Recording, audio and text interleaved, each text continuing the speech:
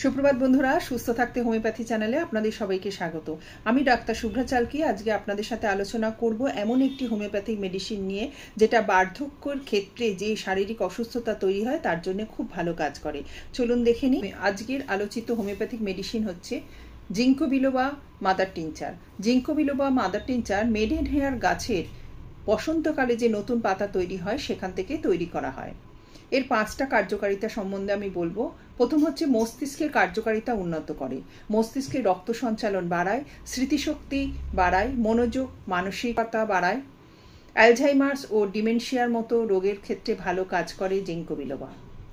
2 নম্বর হচ্ছে মাথা ঘোরা, কানের মধ্যে ভোঁ ভোঁ করা। যদি এগুলো মস্তিষ্কের অপর্যাপ্ত রক্ত সঞ্চালনের জন্য হয়ে থাকে তাহলে জিঙ্কো বিলোবা খুব ভালো কাজ করে। বয়সকালে যদি ডিপ্রেশন হয়, অ্যাংজাইটি হয়, সেক্ষেত্রে জিঙ্কো বিলোবা খুব সুন্দর একটি ওষুধ।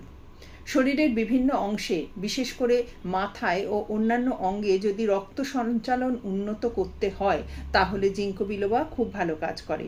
হাত পা ঠান্ডা হয়ে যাওয়া, ক্লডিকেশনের সমস্যাগুলি যেগুলো আছে সেগুলোর ক্ষেত্রে জিঙ্কো বিলোবা খুব ভালো কাজ করে। চলাফেরা করতে গেলে যে পায়ে ব্যথা হচ্ছে, হাতে ব্যথা হচ্ছে, হাতে কোনো কাজ করতে গেলে ব্যথা হচ্ছে, সেক্ষেত্রে জিঙ্কো বিলোবা ভালো কাজ করে।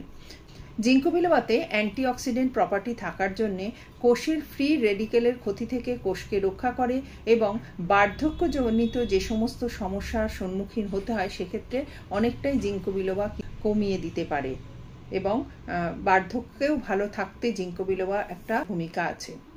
কিভাবে খাবেন? প্রতিদিন 2 বার খাবেন, 15 ফোঁটা করে, 1/2 কাপ নর্মাল ওয়াটারে সকাল এবং সন্ধে। আজ এই পর্যন্তই। ভালো থাকুন, সুস্থ থাকুন, হোমিওপ্যাথির সাথে থাকুন। আর আমার চ্যানেলটা যদি আপনাদের ভালো লেগে থাকে তাহলে অবশ্যই লাইক, শেয়ার এবং সাবস্ক্রাইব করবেন।